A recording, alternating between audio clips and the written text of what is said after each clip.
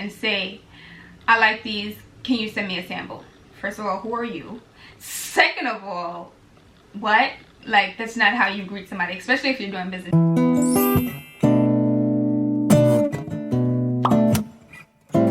Since we on the topic, I wanna homie, someone who gon' get to know me, smoke with, chill with, a real homie. What's the Stushy and your girl Stushy, back with another video. If you're new, hey boo, my name is Stushy. To all my new subscribers, welcome back to the channel. I'm happy to have you guys back to check out a brand new video. So, hi. Welcome to episode 6 of my EntreprenHER series. Today I'm going to be talking about how to find vendors, how to talk to vendors, and just answering some vendor questions that you may have if you are a new business owner, or if you're looking to become a business owner and like start an online business or even an in-store business. Selling whatever, selling clothing, selling accessories, selling jewelry, selling cosmetics, what so have you. So I'm going to be looking down as well because I have my little handy dandy notebook that I took some notes on. Capra NYC is my brand. If you don't already know about that brand, go back, check out some of my previous videos from this series. Also, quick side note, I am wearing Stush on my eyes. This is actually obviously named after me, your girl Stushy, wearing Stush, so that was cute, right? So yeah, I'm wearing Stush on the eyes. If you'd like to shop this look, it will be in the description box below. Yeah, let's dive right in. I want to stress that research is literally your best friend. Like, there's no getting around that. I've said that from like the very first day. I feel like you have to research, and this goes with anything. Like, even if you are looking to do makeup, you have to research what products are good, what's the best product to put in my kit. How do you find a vendor? Vendors can be found anywhere. I'm talking China, Japan, India, Pakistan. They're all over the place. So I found that a few places to look for vendors are on AliExpress. A lot of people know about AliExpress already because they were like selling hair from like the jump. When the whole lace front thing kind of blew up, when a lot of people started getting into that, I don't know too much about the hair business, but I know that a lot of people were looking at AliExpress. A lot of people were buying hair from AliExpress. So AliExpress is one of the places where you can use for a vendor or search for a vendor. There are a lot of different vendors on there. Some of you guys might already be familiar with AliExpress. Alibaba is another one that is source for vendors. A lot of vendors have profiles on there from China, Japan, as I mentioned before, Pakistan, and you can reach out to them on these platforms and communicate to try to work something out from a relationship.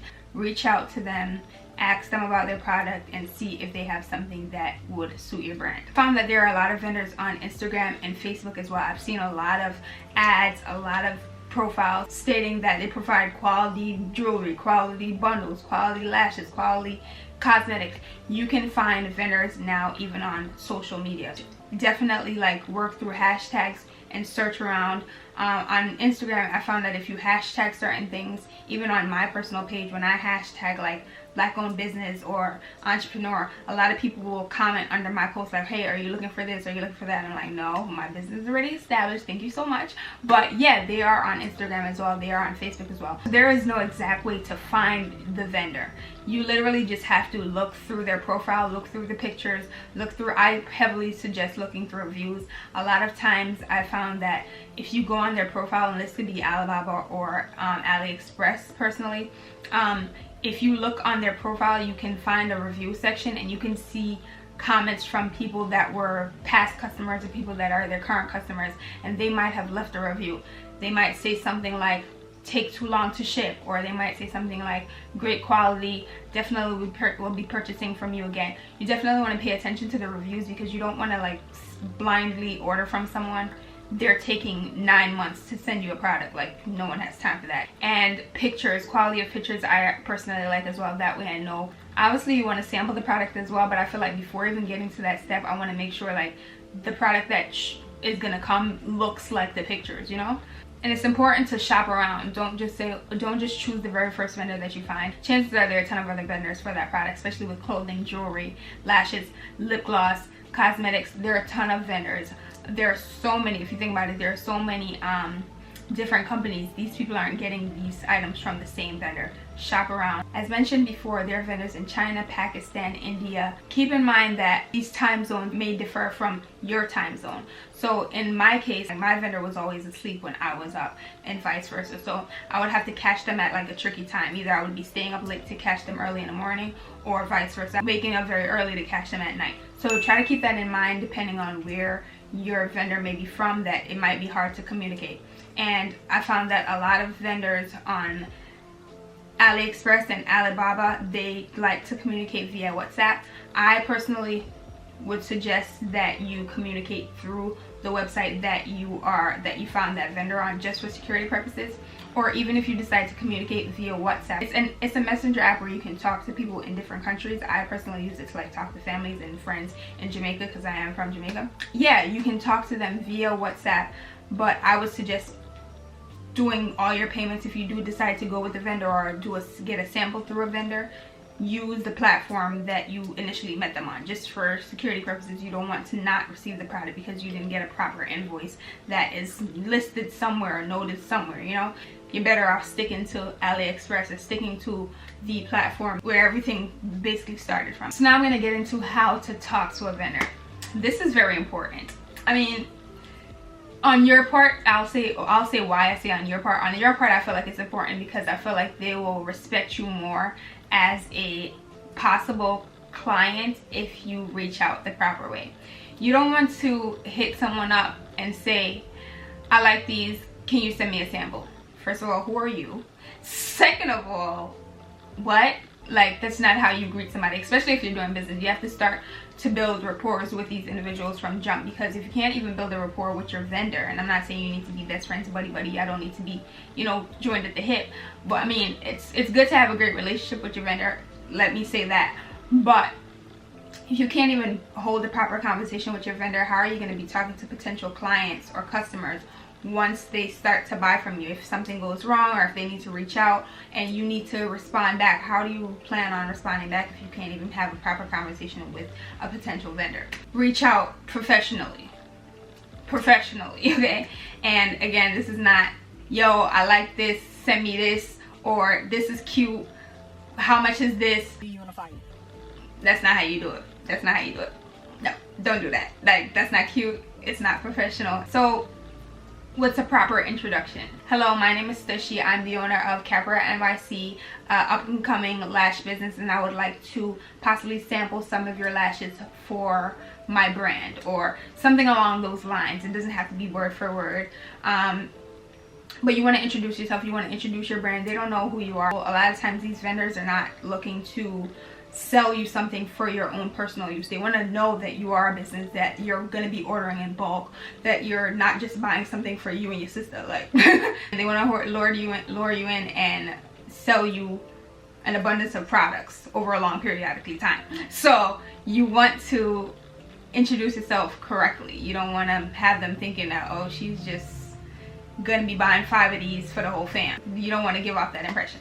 So always state who you are, always state who you're representing or what company you're representing. In my case, it was EntreprenHER NYC. So that's typically how I started off every single conversation when initially reaching out to a vendor or a potential vendor. You also want to express your needs. So what are you looking for? You don't just want to say, hi, I'm from here. You don't just want to introduce yourself and say, hey. You want to hit them up about something. Okay, I'm looking to sample this, I'm looking to test out this, I'm interested in the color schemes that you have for this product, or you know, the quality, what materials do you have for this shirt, or you know, that makes sense. Okay.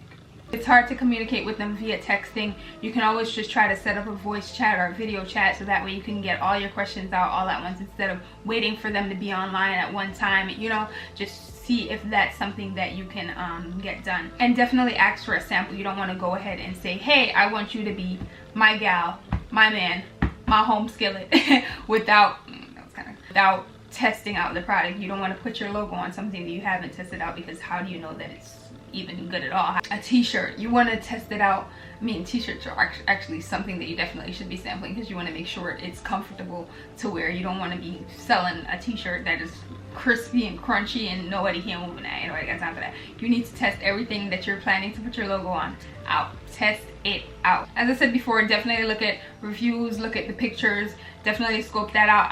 I found that a lot of vendors sometimes post pictures of some of their previous work, kind of like a portfolio, but they'll show you maybe a t-shirt that they've designed before, so you can see what it looks like with someone else's logo, with someone else's design.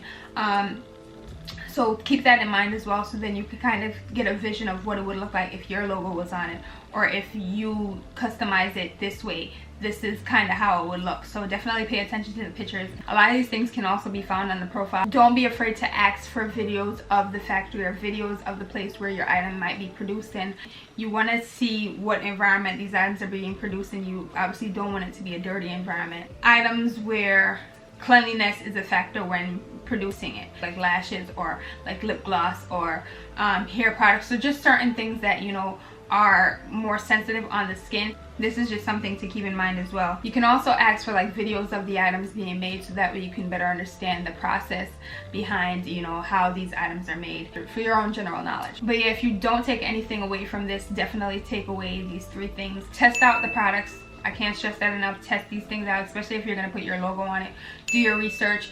They're all over the place. You can find something. And the last one I would say is to be cautious in regards to who you're giving your information to. You want to do it on, like, this is just me looking out for you, my boo. Be cautious when giving out like your card information. You don't want to do that on like a side app or like via text messages and stuff like that. You want to do it on a secure website where you get an invoice, where you're able to track your product, where you're able to see where your money's going. You don't want to just say, all right, I'm gonna send you the 400, bro, and hopefully you send this me in 2 weeks. You don't want to do that. You want to make sure that there's an invoice. You want to make sure that you physically see in the invoice the amount of products that you're ordering, or the amount of things that you're getting, what size, what color, what flavor. You want to make sure that it's written somewhere, it's printed somewhere, so that, ooh, my hand is scratching me.